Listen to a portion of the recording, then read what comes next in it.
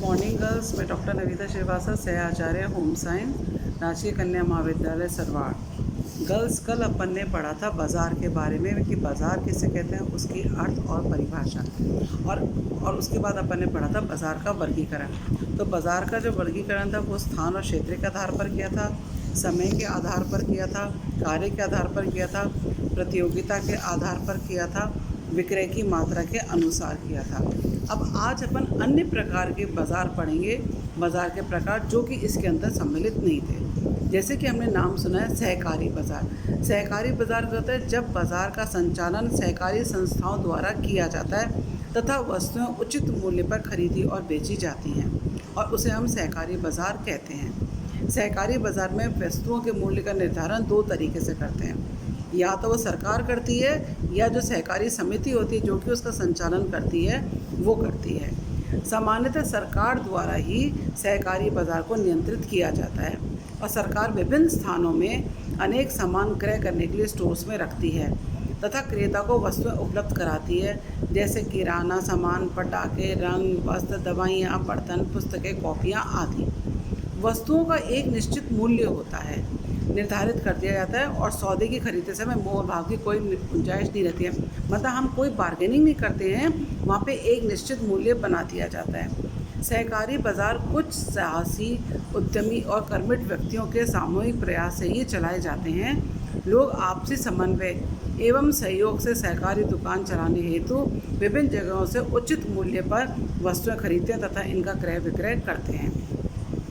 Next है cell. Cell करते कई कंपनियां, फर्म, उद्योग अपने तैयार माल को बेचने के लिए सेल लगाते हैं। सेल में उपभोक्ता को कई बार बाज़ार से कम दाम पर अच्छी और टिकाऊ वस्तुएं उपलब्ध हो जाती हैं, लेकिन फिर भी सेल से खरीदते समय अधिक सावधान रहने की ज़रूरत है, क्योंकि कई बार घटिया और निम्न कोटि की वस्तुएं भी खरीदी जा सकती हैं। हाट बाज़ार वो होता है जो सप्ताह में, 15 दिन में, महीने में किसी निश्चित जगह, स्थान, समय पर लगाई जाती है। और जो गांव वाले होते हैं उनमें हाट बाज़ार काफ़ी लोकप्रिय है।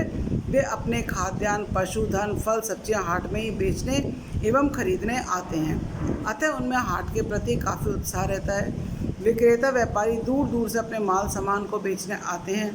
हाट में क्रेता विक्रेता के बीच पूर्ण प्रतिस्पर्धा देखने को मिलती है तथा वस्तुओं का खुलकर मोलभाव किया जाता है। विभिन्न प्रकार की वस्तुएं एक ही स्थान पर बिक्री उपलब्ध रहती है, अतः ग्रामीणों की आवश्यकता की वस्तुओं को भी आसानी से उचित दाम पर खरीद सकते हैं। फिर है मेले एवं प्रदर्शनियाँ।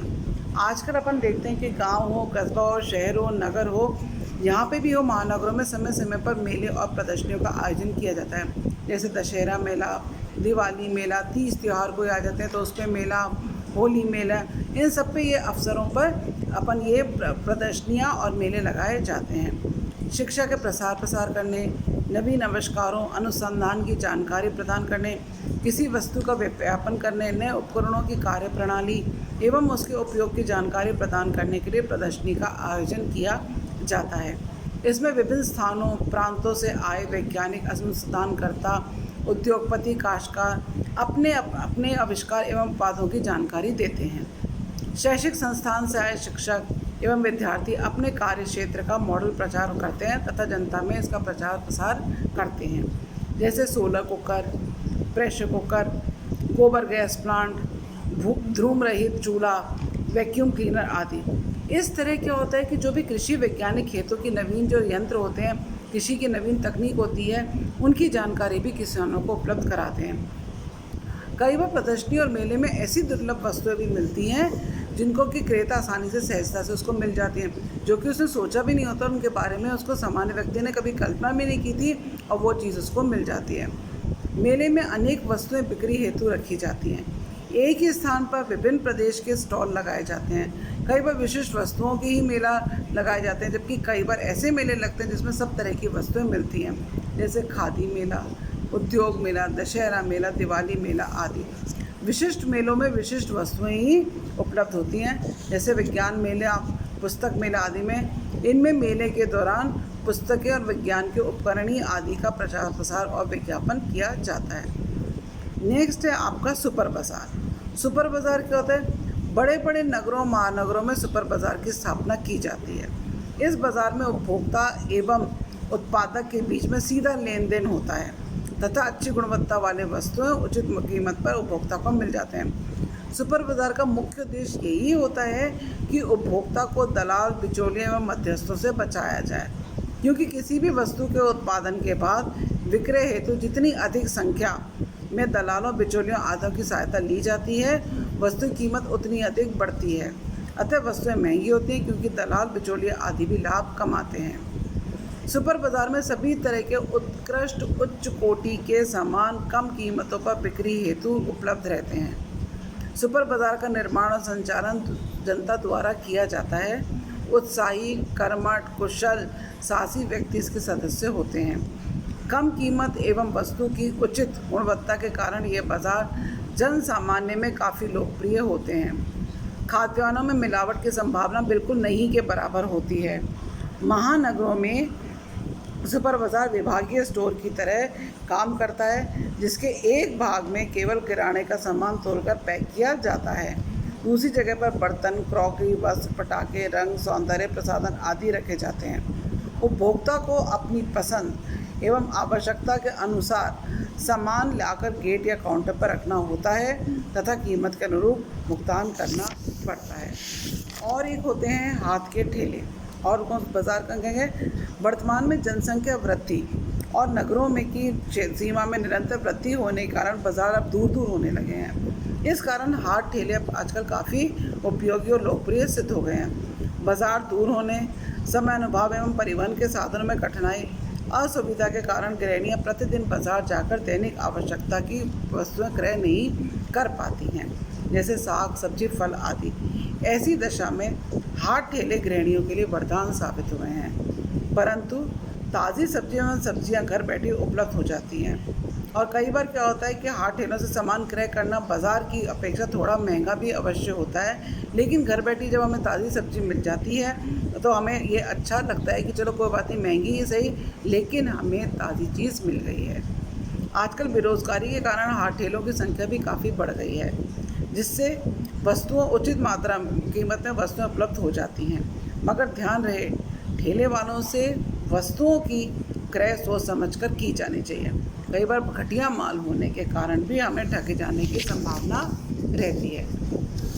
नेक्स्ट है चेन स्टोर। चेन स्टोर का मतलब जब एक ही व्यापारी, कंपनी, उद्योगपति विभिन्न कस्बों, शहरों, नगरों माना कई दुकानों, भंडारों का संचालन करता है, तब उसे हम चेन स्टोर कहते हैं। जैसे सभी भंडारों, दुकानों पे एक ही मूल्य पर एक ही समान वस्तु पर, जैसे बाटा कंपनी के जूते हुए, चप्पल हुई, रेमंड्स के शूटिंग शर्टिंग से कपड़े, हॉकिस के कुकर्स हुए, हीरो होंडा हुए, मोटरसाइकिल से, बजाज के, ये सब कंपनियां जो होती हैं ये हर शहर में अपना शोरूम लगाती हैं, जिस पर केवल उसी ही कंपनी के चीज़ें मिलती हैं और एक ही दाम पर हमें मिलती हैं। तो इसे कहते हैं चेन स्टोर। चेन मतलब आगे से आगे हर शहर में उनकी चीज़ें मिलती रहती हैं। अब इसके अलावा भी और जो बाज़ार हैं उसके बारे में बताती हूँ। फुटकर व्यापार। फुटकर व्यापार किसे कहते हैं? जब व्यापार छोटे पैमाने पे किया जाता है, इसको हम फुटकर बाज़ार कहते हैं, जिसमें फुटकर व्यापारी थोक व्यापारी से अथवा कभी कभी सीधे ही निर्माता उत्पादकों से थोड़ी थोड़ी मात्रा में माल खरीदकर उपभोक्ताओं, ग्राहकों को बेचता है, तो उसे फुटकर व्यापार कहते हैं। इंग्लिश में हमें इसे रिटेल कहते हैं, मतलब हमने थोड़ी मात्रा में सामान खरीदा और उसको हमने बेचा। फुटकर व्यापारी उपभोक्ताओं को दैनिक आवश्यकताओं की वस्तुएं उपलब्ध कराता है। मैकार्थी के अनुसार गृहस्थों की अंतिम उपभोक्ता की वस्तुओं की बिक्री ही फुटकर व्यापार कहलाता है। कॉर्नर्स एवं हांगो ने फुटकर व्यापार को निम्न प्रकार से परिभाषित किया। उन्होंने कहा है, फुटकर व्यापारी वह मध्यस्थ है जो मुख्य रूप से अंतिम उपभोक्ताओं को माल का विक्रय करता है एवं उत्पादक तथा उपभोक्ता के मध्य संबंध स्थापित करने में दक्ष एवं कुशल होता है। स्टेंट के अनुसार फुटकर व्यापारी वह व्यावसायिक उपक्रम है जो मुख्यतः अंतिम उपभोक्ताओं के स्वयं के प्रयोग के लिए माल का विक्रय करते हैं। अगर हम ये सब परिभाषाएं देखते हैं तो हम देखते हैं कि फुटकर व्यापारी थोक व्यापारी अथवा उत्पादकों से थोड़ी थोड़ी मात्रा में उत्पादकों के दैनिक आवश्यकता की ध्यान में रखते हुए वस्तुओं को क्रय करते हैं तथा पुनः इन वस्तुओं को उपभोक्ता को बेचते हैं। उन्हें हम फुटकर व्यापारी कहते हैं। भारत का लगभग 80% बाजार फुटकर व्यापारियों द्वारा ही संचालित किया जाता है। अब मैं बताती हूँ फुटकर व्यापारियों की क्या विशेषता होती है। फुटकर व्यापारी अंतिम उपभोक्ता को माल बेचता है। इनके द्वारा विभिन्न वस्तुओं को विभिन्न किस्म प्रकारों का व्यापार किया जाता है। वे थोड़ी थोड़ी मात्रा में वस्तुएं थोक व्यापारी से खरीदते हैं तथा अंतिम उपभोक्ता को बेचते हैं। ग्राहकों से उनका सीधा व्यक्तिगत का मधुर संबंध होता है। थोक व्यापार की तुलना में फुटकर व्यापार कम करने में कम पूंजी की ज़रूरत होती है। थोक व्यापारी से माल उधार भी मिल जाता है। ये दुकानों की सजावट बहुत सुंदर तरीके से करते हैं ताकि ग्राहक स्वयं ही दुकान की ओर आकर्षित हो जाता है। ये एक तरह से मध्यस्थ श्रृंखला है। ये एक तरह से इनके मध्यस्थ है थोक व्यापारी और ग्राहक के बीच में जो है मध्यस्थ श्रृंखला, वो कौन सा, फुटकर व्यापारी। ये उपभोक्ताओं को माल उधार पर भी देने का काम करते हैं। वे ग्राहकों को पूरा मान सम्मान व व्यक्तिगत संपर्क रखते हैं। ग्राहकों को संतुष्ट करने में दक्ष होते हैं।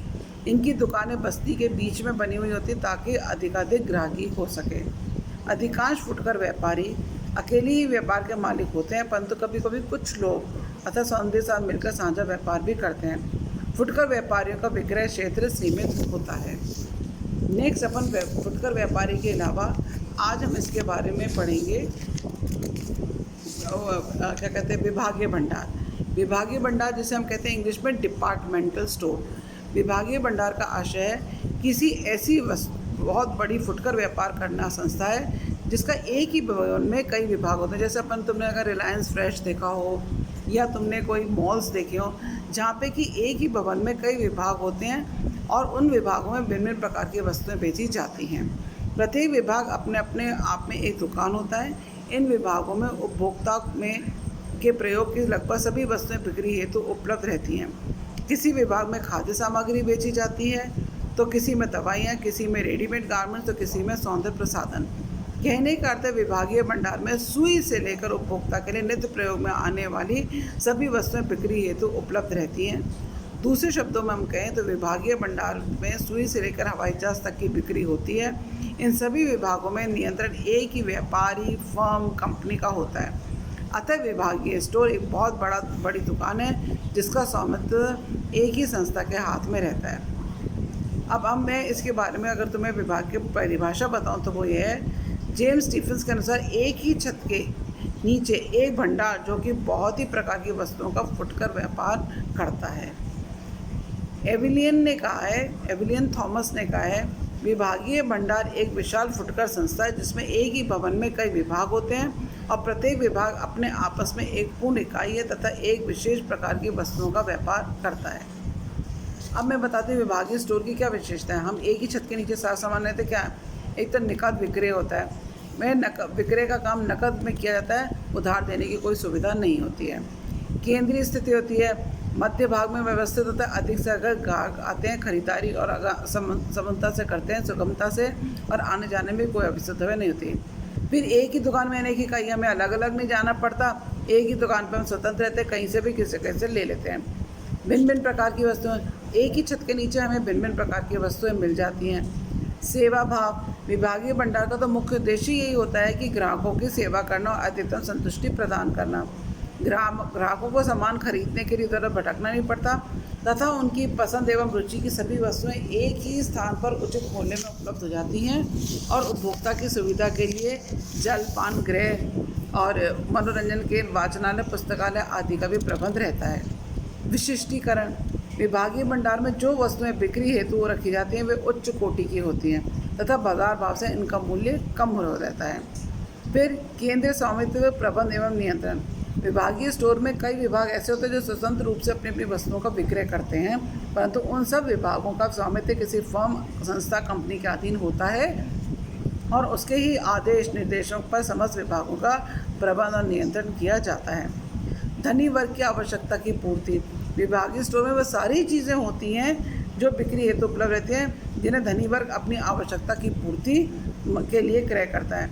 कुशल विक्रयकर्ता, विभागीय भंडारों पर विक्रय कला में दक्ष, निपुण और कुशल विक्रयकर्ता होते हैं जो ग्राहकों को उनसे मुँह मांगी गई चीज़ें एवं चाहिए गई वस्तुओं के बारे में सही मार्गदर्शन करते हैं और सही कीमत पर अच्छे वस्तुओं खरीदने में सहयोग भी प्रदान करते हैं। अतः ग्राहक को अधिक संतुष्टि मिलती है और अधिक माल भी मिलता है।